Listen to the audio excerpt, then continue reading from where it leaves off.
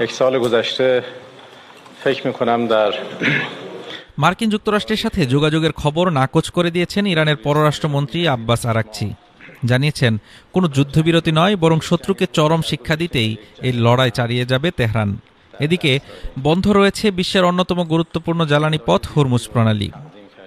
যুদ্ধের ১৫তম দিন, চারদিকে যখন সমঝোতার গুঞ্জন, ঠিক তখনই তেহরানের পররাষ্ট্র মন্ত্রণালয়ের সদর দপ্তরে দাঁড়িয়ে কঠোর বার্তা দিলেন ইরানের পররাষ্ট্রমন্ত্রী আব্বাস আরাকচি।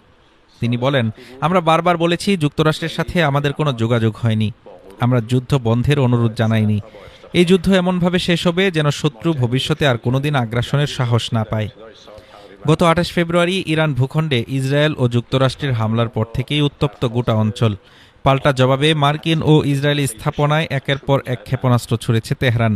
লড়াই চালিয়েছে লেবানন সীমান্ত পর্যন্ত। রণক্ষেত্রের বাইরে এখন সবচেয়ে বড় আলোচনার কেন্দ্রবিন্দু হরমুজ প্রণালী। বিশ্বের ২০% জ্বালানি তেলের যোগানদাতা এই পথটি এখন কার্যত বন্ধ। তেহরানের দাবি, ওয়াশিংটন এখন এই পথ খুলে দিতে মরিয়া।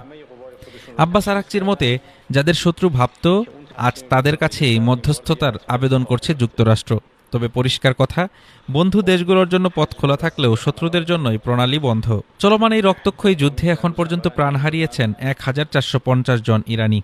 অন্যদিকে ১৩ জন মার্কিন সেনা এবং ১৩ জন ইসরায়েলি নিহতের খবর পাওয়া গেছে। আকাশচুম্বী হয়েছে বিশ্ববাজারে তেলের দাম।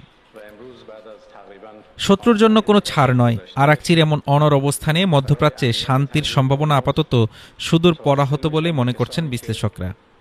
Desk report, Dhaka today.